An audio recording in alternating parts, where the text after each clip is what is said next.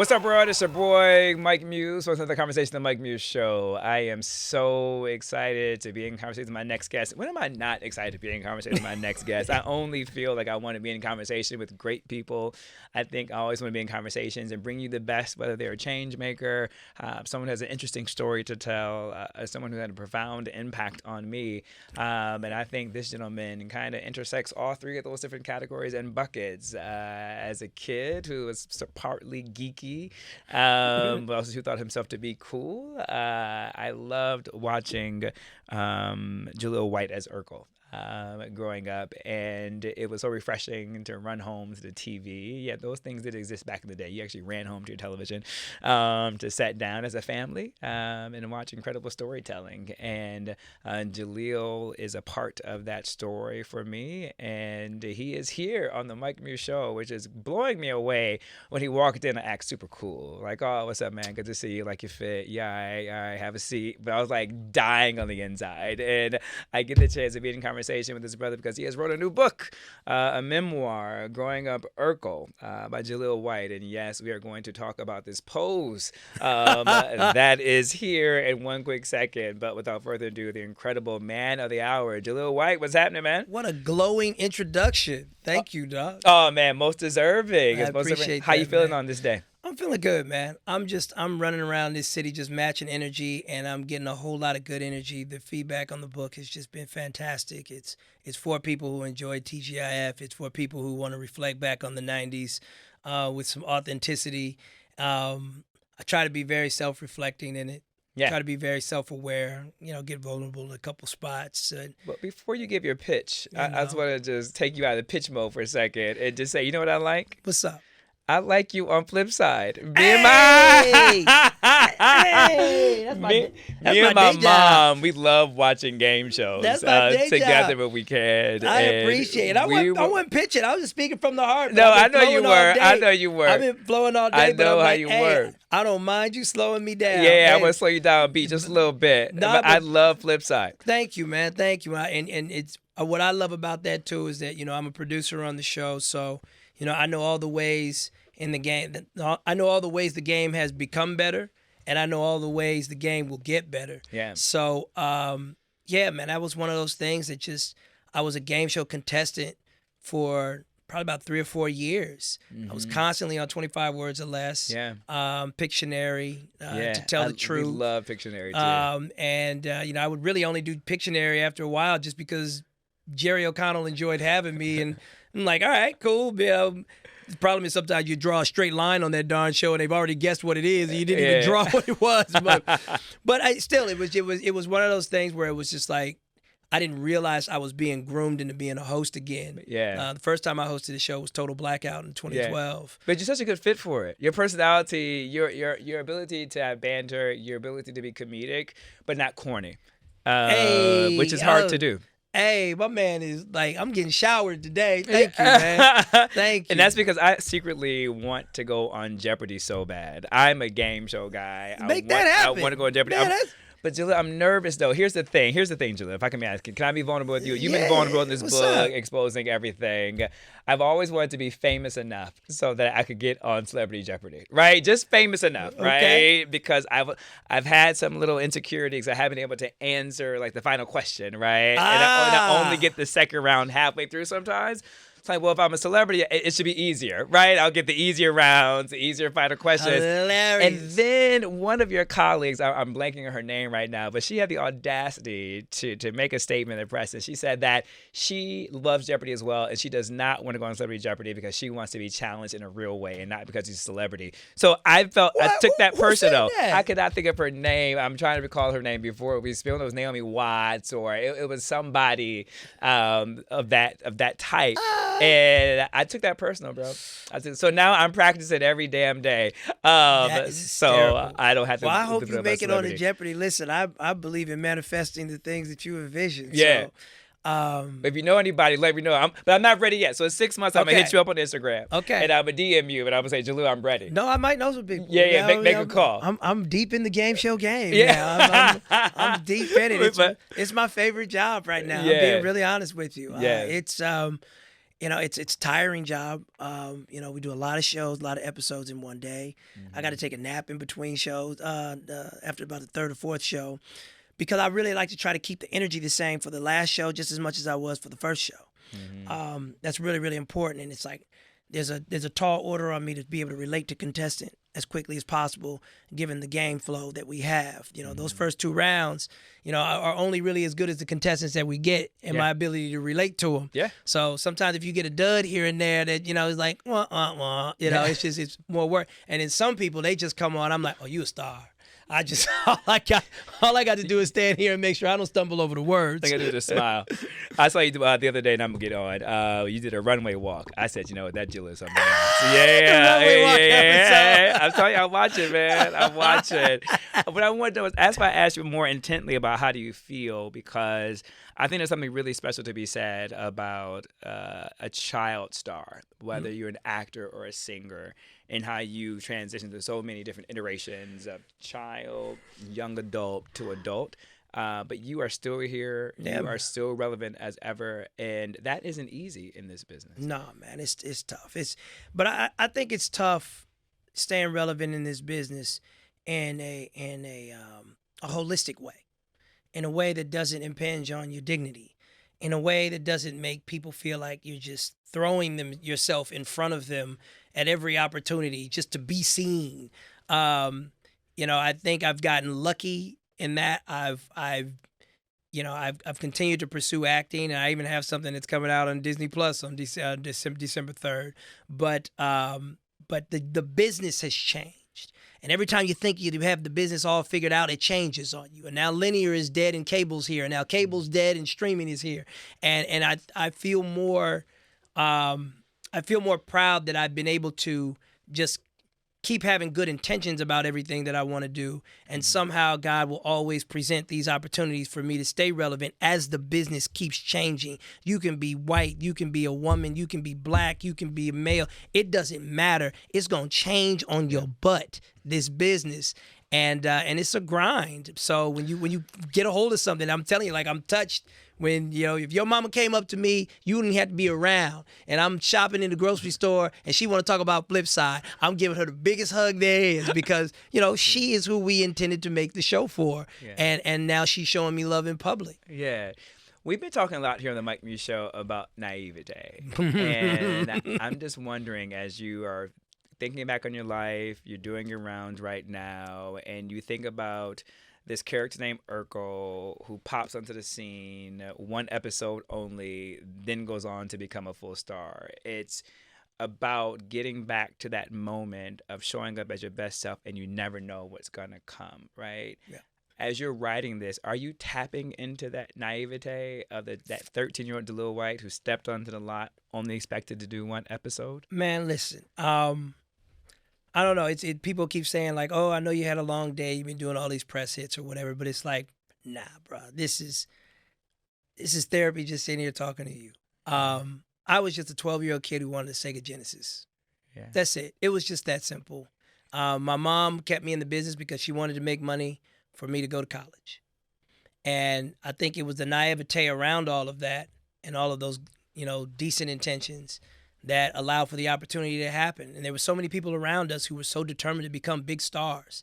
And in the weirdest way, it was the indoctrination over the years that a person like me could not be the star that created that naivete. When I was 5'4" and 12 years old with braces on my teeth, and an audition came in for a black kid to go on to this new show, Family Matters, and the character description in the script says a Rick Moranis type. So that lets you know the mindset of the writers, okay? Yeah. A Rick Moranis type.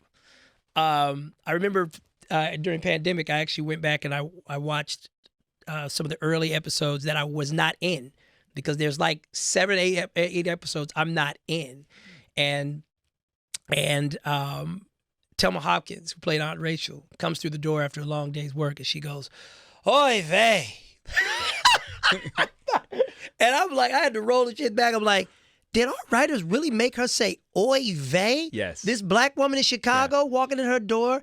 So that disconnect was happening between the writers, all white writers room, and this black cast. And, you know, she was being a company woman and she gave the best oy vey you would ever hear, but that wasn't very authentic. Well, on the other side of that, you had me grab the VHS tape of the best of Saturday Night Live, and I used Ed Grimley, performed by Martin Short, as the muse for what I would ultimately do on my audition.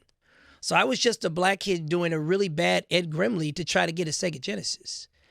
And when I say I like that story, I don't want anybody to ever misconstrue that that's coming from a selfish place. It's me exploring and leaning into the naivete that you just brought up. And I think that is just, I can't help it puts a big smile on my face because we ultimately got so much more than what we bargained for. But there does reach a point where naivete can now start to keep you back. There's a big difference between being humble and being aware.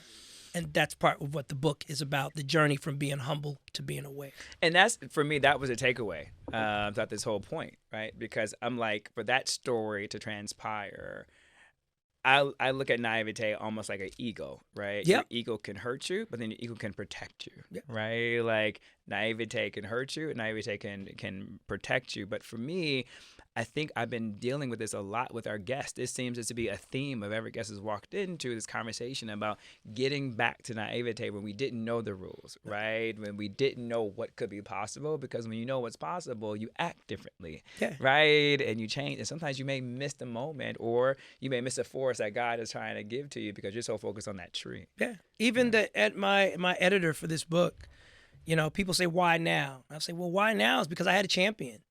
I had an editor who was particularly passionate about helping me put out this book and guiding me through the process. And he's almost been like a coach, Yadon has. He's been amazing. And I wouldn't have wanted to even put out this book under the guidance and the auspice of somebody else who was less interested, and it was just a piece of business to exploit. Yeah, somebody from the 90s, we can run the nostalgic game and sell some books. He approached it completely different. And you need, in order to keep moving along in this business and getting to where you need to get to, you need to be surrounded by people who ultimately might think more about you than you think about yourself. And that, you know, it's you have gaps in your life sometimes where you don't have enough of those people around you. But right now, in this moment, I have some amazing. Like, I was 2 minutes late coming in here right now because I just had to text my wife. And it was like everybody was kind of annoyed with me. And it was like I just kind of had to shut down on them and be like, no, you don't understand. If my wife texts me about something, I don't give a damn what I'm doing. I'm stopping to text her back because, A, she doesn't bug me at all. So if she sends me a text, it's important. So I'm like, no, that's that. But there's a way to create that boundary, and it's not a thing. You know what I'm saying? It's not a thing. I want to know what does Steve Urkel do to your mental health? And the reason why I asked that, I was in conversation recently. It's paid schizophrenia, by the way, but I'll let you continue. And I was in a conversation with someone recently on the Mike Muse show, and we were just discussing about how all these greats like James Baldwin, Ernest Cole, had to be sacrifices through forms of writing and journalism and photojournalism in order to unpack these stories of apartheid and Jim Crow, all in service of us, so that we don't repeat these lessons in these historical moments. And I always thought about the toll that it took on them. On the flip side, I'm just wondering, you know, what toll did the mental health take on Steve Urkel? Because Steve Urkel is absolutely different from Jaleel White. But Steve Urkel was such a defining character that defined Jaleel White. And I'm just curious, and you had that for so long during your formative years of being a teenager through like 22 years old. Like, how did that impact your mental health? Well, first of all, Steve Urkel introduced me to the world, but Stefan saved my life. You know, that Stefan redefined the way black people saw me, particularly black women, who I felt like there was this collective exhale across America. Oh God, thank God he's not like that. And wherever I go and I see black women, they always call me Stefan everywhere I go. everywhere. And it's just innate for them. Oh, Stefan just walked in here. They just leapfrog past Steve. And that's just a cultural thing that I've lived. But, for me, it was always just a real exercise in acting. I was too young and the times were different, especially when it came to diversity. For me to understand anything about personal branding. So when I'm on that show and I'm even wearing all of that, polo and, I don't have a deal with Polo or Ralph Lauren at that particular time. I've since seen myself in Ralph Lauren history books. So it's, oh, wow. So back then you never would have even given me a deal, but now I've made your history book. So, it was a great character to play as a middle schooler. It came with its challenges being the only black kid in school. I talk about that. It came with its challenges being at an all-black school, slightly in the hood. A lot of people don't know that I attended public school throughout the entire duration of that show. That was a wild discovery for me. Yeah, and was that by choice by your mom? That was my mom. My mom because my mom grew up in the Crenshaw district of Los Angeles, she had it in her mind that a boy should not attend private school because it was soft. And so that put me in a lot of confrontational situations that, quite frankly, I probably shouldn't have been put through at that age. Or being who I was at the time. But it definitely gave me a more enriched childhood. And that's one of the things that kept me connected. So middle school was challenging, but it was still fun because it was new. High school, people are starting to get cool now. College is when it starts to get really tough. Still playing the character, still playing all of the characters. It's starting to play with my mind a little bit because now East-West, rap, Biggie, Tupac imagery is everywhere. Snoop, everything is hard, pants down, Thug, Onyx, you know what I'm saying? And then even in comedy, it's Friday. And I talk about that in the book. Friday lands like boom on the earth. And I'm such a student of comedy. I know I can do that comedy. But for the people I work for, at least, I have to do my comedy inside of a box. Yeah. And I just did Jason Alexander's podcast, and he was so cool. And it's like as soon as I walked in the room, I'm like, I watched Seinfeld, and he's like, how come we never met? And I'm like, because I was never invited to the award shows that you were invited to. And it's like, oh, yeah. And it was like, and then he even said, he was like, I'm so happy I didn't win an Emmy. I would have become a monster. And that's amazing that's his, he said, Michael Richards always won the Emmy. I never won the Emmy. And I'm like, I was never invited in the room. Fred Savage was, but I was never invited in the room. So because of that, I'm not necessarily going back and saying, oh, I feel sorry for myself. But in the weirdest way, because I was just happy for what I had, and I had these awesome parents. They were hover mom. I had a hover mom, and I cared about basketball and just Nike and, all the stuff you should have cared about as a teenager. I didn't have these crazy expectations of what I was other than give a great performance every Friday night. I want to sit there for a second because I'm just curious about the disconnect that was happening, right? Like this disconnect of like household name, star, dolls, everyone's mimicking your phrases, dressing up like you in Halloween, but yet you're not invited into the places and spaces where that notoriety would be. Do you think that it was difficult? It's kind of interesting as I'm thinking about this. Do you think there was this othering that was happening in the way that we other people in society who are not like the star of the quarterback team in high school, right? Like the kid that gets bullied, right? Like, do you feel like they othered the character of Steve Urkel by way of Jaleel White because that's Steve Urkel? So why would they be in this place in space? Leslie Moonves, who was the president of Warner Brothers and ultimately the president of CBS, he had a quote in an interview long after our time working together. And the quote just exposes my naivete. And he was asked about all of the successful TGIF shows that he had sold. Leslie at one point had 19 shows on the air out of Warner Brothers that he lorded over. And when it when the subject of Family Matters and Full House came up, he said very specifically, Family Matters doesn't have much snob appeal, but it does great business for the studio. Wow. So I thought his quote might answer your question. It answers everything I wanted. Not what I wanted, but what I got from that. Right. For you to say, you told Fred Savage, I wasn't at the awards that Fred Savage was at, right?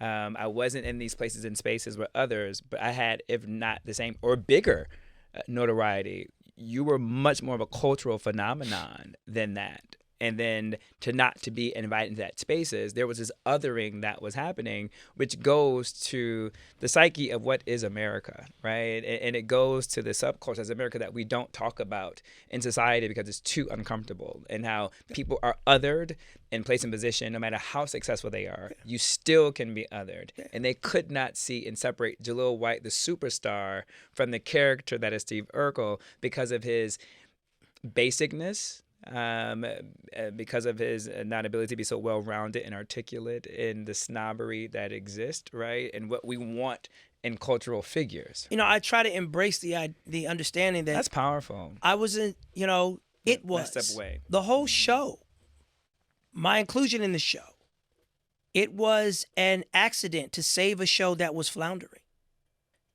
Not every entry point into the business allows you to start the game on third base. Yeah. Because your dad is a big director or something like that. I came in as a pinch hitter and ended up winning the game, so to speak. It's like I was called up from the minors and did what Freddie Freeman just did in the World Series right now. Just kept hitting dingers in every game. And it was like, this kid was in the minors yesterday. What's up? Yeah. All right, well, when that happens, you upset business models. Now how much are we going to pay you? Because we only have you on a minor's salary. You see what I'm saying? It's like, and it happens everywhere. So once I was able to become old enough to deconstruct what happened to me, it kind of just made me laugh a little bit that I'd survived it all. That's why I'm asking about your mental health. I was asking about your mental health, not knowing the depth of othering that was happening with you.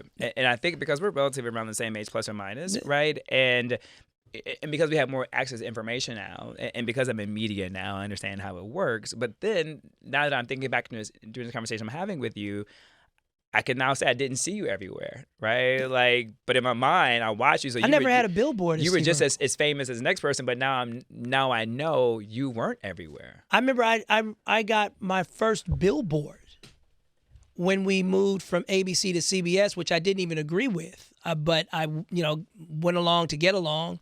I thought the show really had reached its peak in the 7th season, but we were making more money in season 7, 8, and 9, than we made for seasons 1 through 6. That's the way the business model of it all worked back then. You made your money by longevity.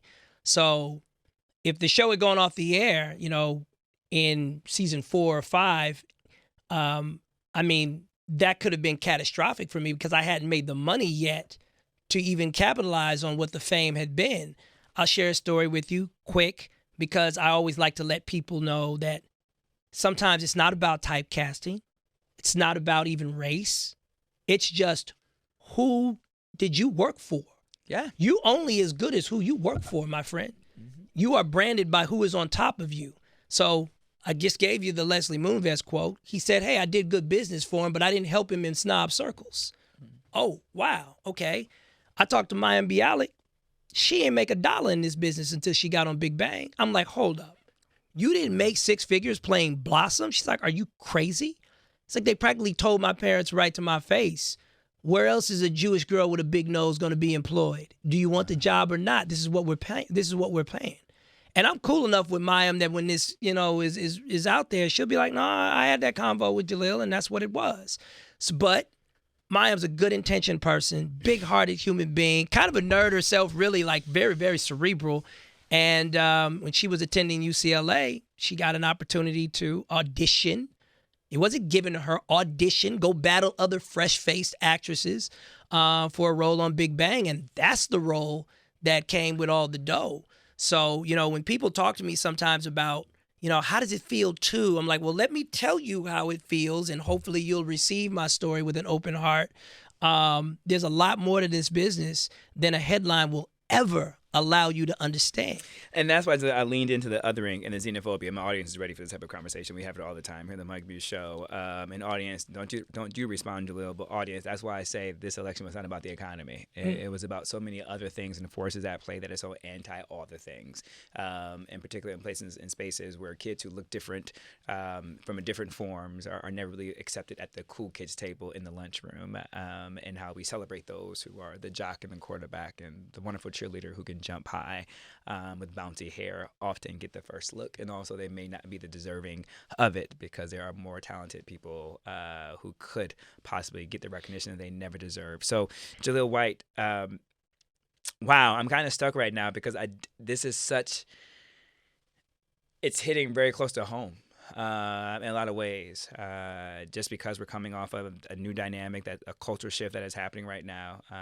The Mike Muse Show is always about advocating for those who can't advocate for themselves. And when I think about the character of Steve Urkel, I can't help but think about the person who is Jaleel White, who had to go through so many challenges and trauma in order to bring people like myself entertainment in our households on Fridays. And one, I just want to thank you, just take a beat, just to say thank you for what you did to bring joy to households across the world, particularly households that look like mine, I had a unique voice growing up. I'm still very self-conscious of my voice. You shouldn't be, but I can hear it. Yeah, and so to have Steve Urkel have a voice like that and see him on television, I was traumatized at a very early age with my voice.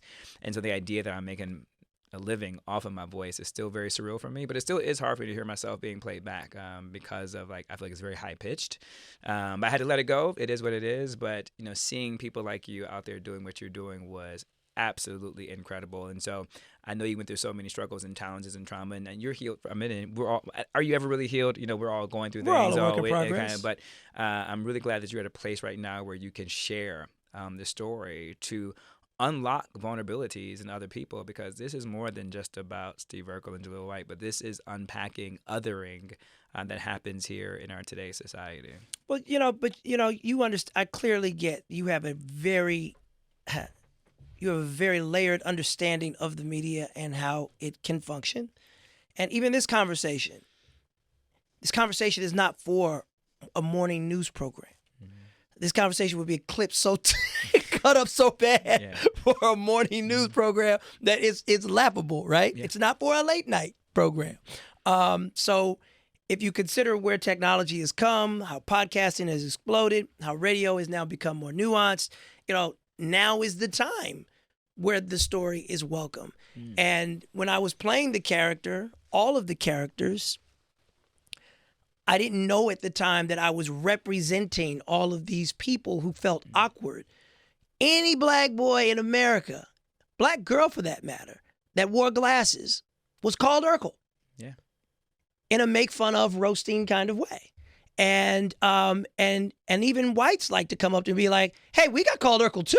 Yeah. so it actually extended beyond our world, our universe.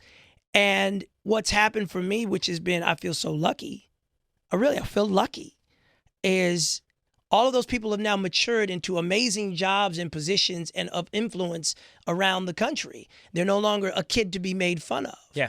And by generational storm, millennials are once again, just like I said, Stefan saved my life. They are saving my life. And it's dope. So when I encounter you, whatever, I feel exactly what you might have gone through, and but it's over and it's in the past and it's to share. And it's like, if I get a chance to do anything with this book on the cinematic level, I want to make sure I pay it forward. Yeah. I want to, the kids on Fuller House, yeah, they don't work. Yeah.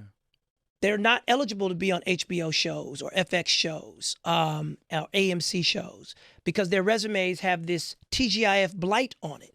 They're not associated with characters that are signature. It's not a typecasting issue. They're white. Yeah. It's more nuanced than that. That's why I said other and xenophobia. Yeah. That's why I didn't use it just that. Yeah. I'm going to ask you one more final question. What Audience, up? please make sure you get this book. You can see it's layered, it's nuanced. Growing Up Urkel, a memoir by Jaleel White. As a conclude, you said something interesting I want to pick up on. You said that when you see women out, they reference you as Stefan. I'm just wondering, do you have this social experiment where you can tell a lot about it by a person by how they reference you by either saying Urkel or Stefan?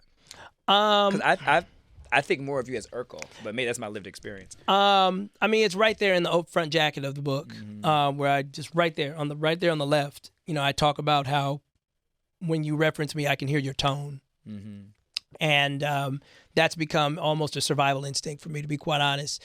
To hear your tone loudly when you're referencing me or greeting me, and then I take it from there. And I got to do that as a game show host too. I got to hear your tone. You know, how much can I play with this person? You know, some people you can hear it in their tone. Like, I can't really play with this person. They're very straightforward. And then you know, I'll hear another tone that says, "This is the most bubbly grandmother in the world. She is an open book, and I'm gonna open her up like an oyster, and we're gonna have fun with these questions." So it's helped me, believe it or not, being referenced in so many different ways has helped me read people better. That's the art of communication and the study in people. That's priceless research. Jaleel White, man, it has been such an honor and pleasure to meet you, brother. I can't wait. Whatever you do next, please come back to the Mike Muse Show. Thank you, big dog. I look forward to being more in conversation with you. Thank you. Yeah. Best of luck. Until next time.